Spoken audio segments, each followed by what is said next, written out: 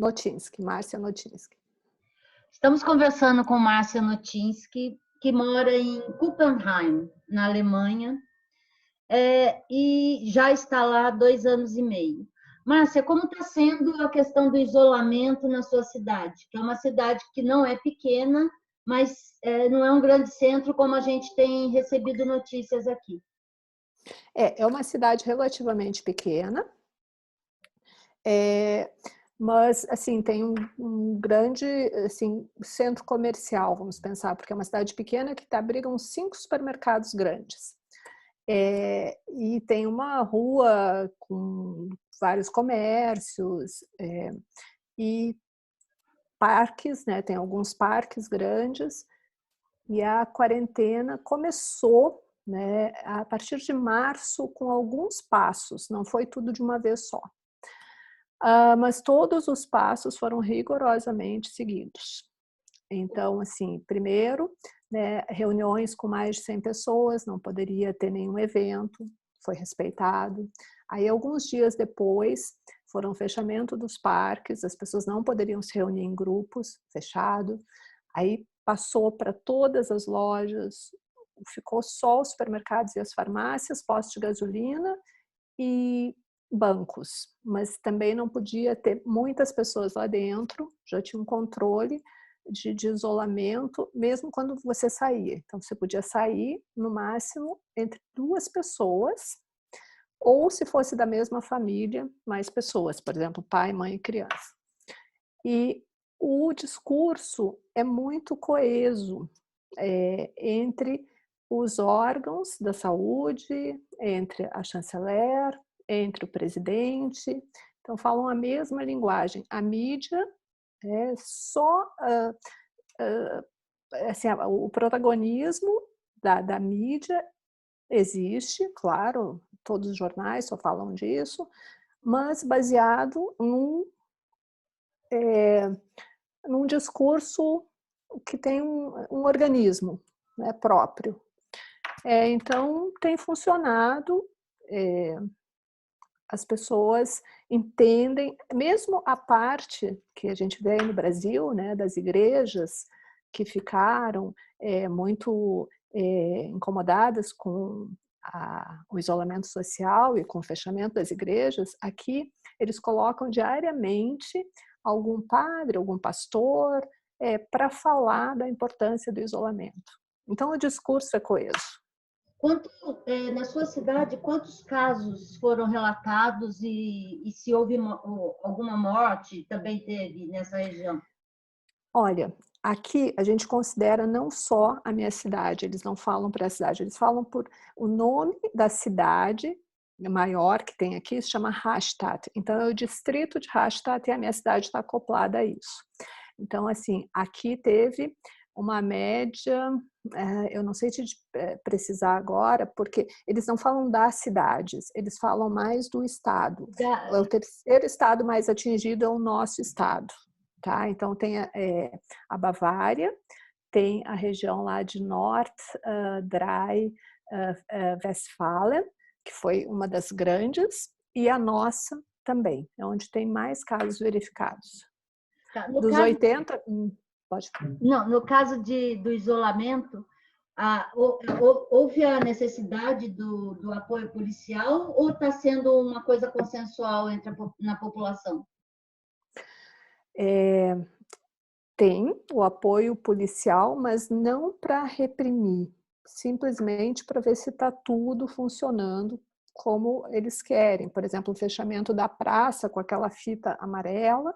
Então, eles colocaram os cartazes, que é a praça onde ficam as crianças, os adolescentes, né, que se a pessoa infligir, aí teria uma sanção policial. E os moradores, eles, se verificarem pessoas, mais de 2, ou que não sejam da mesma família, eles vão ligar para a polícia e chamar.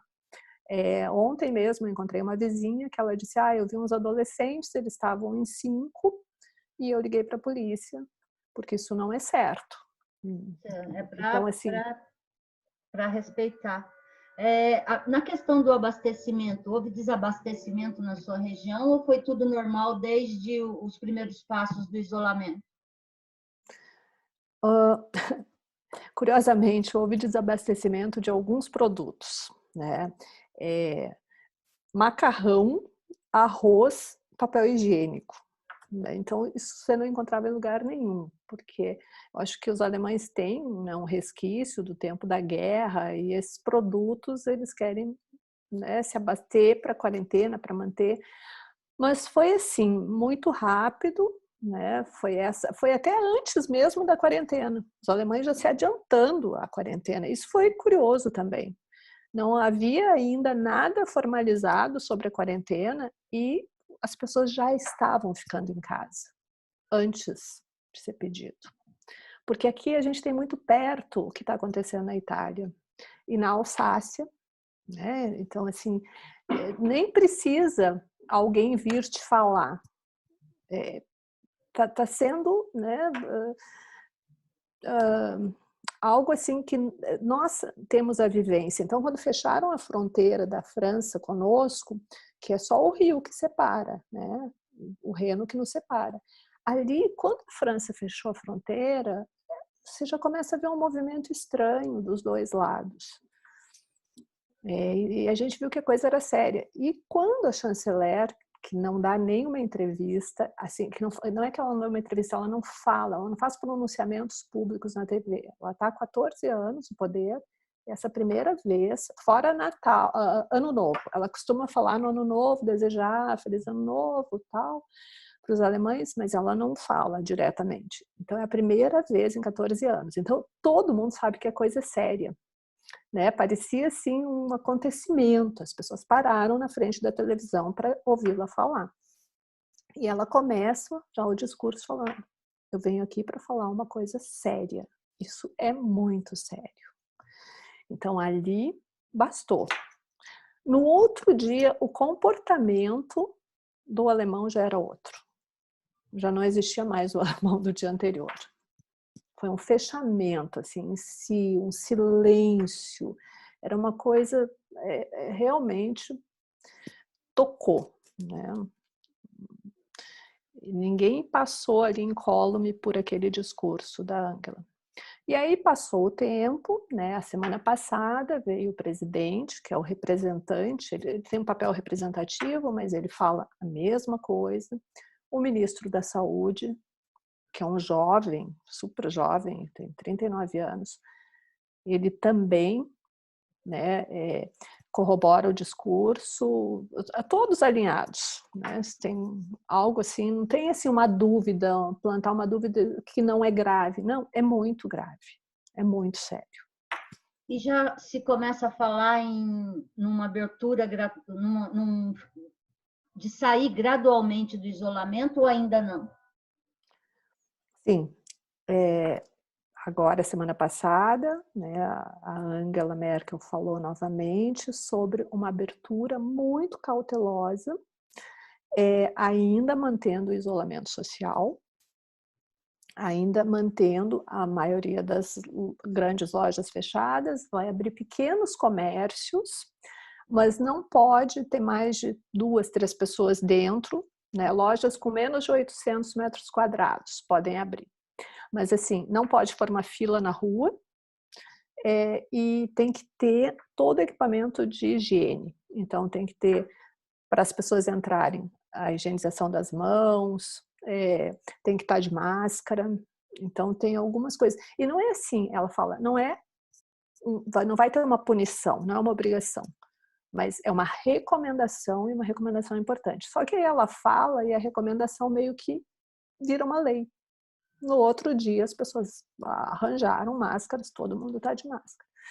E o meu marido trabalha numa empresa que, quando começou na França, né, eles ficar mais sério, eles perguntaram para os funcionários: como sabem que a gente está aqui na divisa, se tínhamos estado na região da Alsácia. E ele falou que sim. E bastou isso. Ele falou que sim, 15 dias de quarentena. Porque nós dois tínhamos estado lá. Então, nós começamos a quarentena antes. E aí eles já mandam um equipamento agora, quando ele voltar, porque daí ele tirou férias, aí recebe já a máscara, aquela, tem um número, né? Cada máscara tem uma certificação que protege mais, e aí os cuidados, um spray de higiene, de higienização. Então, para voltar para o trabalho, também tem assim, uma série de normas para ele seguir para poder voltar. Você é psicanalista, assim, então você trabalha na área de saúde mental. Você tem observado entre as pessoas que você convive um baqueamento maior nessa época ou é um enfrentamento de vamos superar?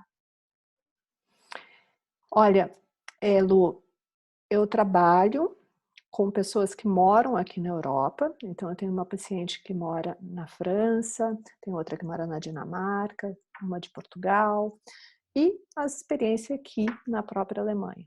O sofrimento psíquico que eu tenho visto é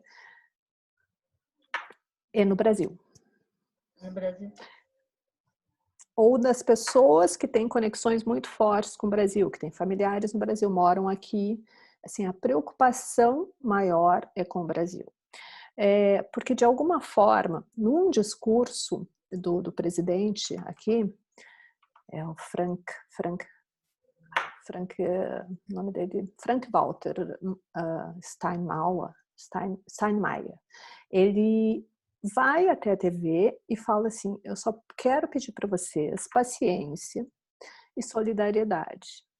Eu sei que vocês estão apreensivos com a parte econômica, mas disso nós vamos cuidar para vocês. Então nós estamos aqui, nós somos políticos para isso, para quando existe uma situação extraordinária como essa, uma calamidade, nós podermos protegê-los. Então isso, né, faz com que a pessoa tenha uma tolerância maior, uma tranquilidade para ficar nas suas casas.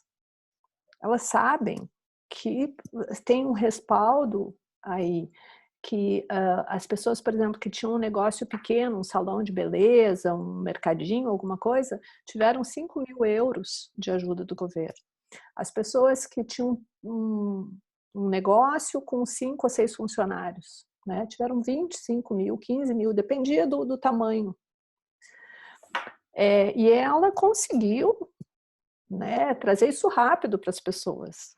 Não foi como aconteceu aí no Brasil, que as pessoas ficaram semanas esperando R$600 e aí a maioria começou a abortar a quarentena, o isolamento social, porque elas não recebiam. Então até foi uma estratégia do governo, né, para apertar os prefeitos, apertar os governadores, não dar esse dinheiro para as pessoas. Então eu vi assim que tem, né, uma angústia maior, mas nos meus pacientes aí do Brasil, que eu percebo mais, não os daqui da Europa. Eu sinto assim, uma angústia normal em relação a vou me contaminar, vou contaminar as outras pessoas, estou preocupada com os meus pais que moram no Brasil, mas é diferente. De quem tem a pandemia e ainda tem essa insegurança toda em relação a como vai se manter. Temos uns passos pela frente ainda.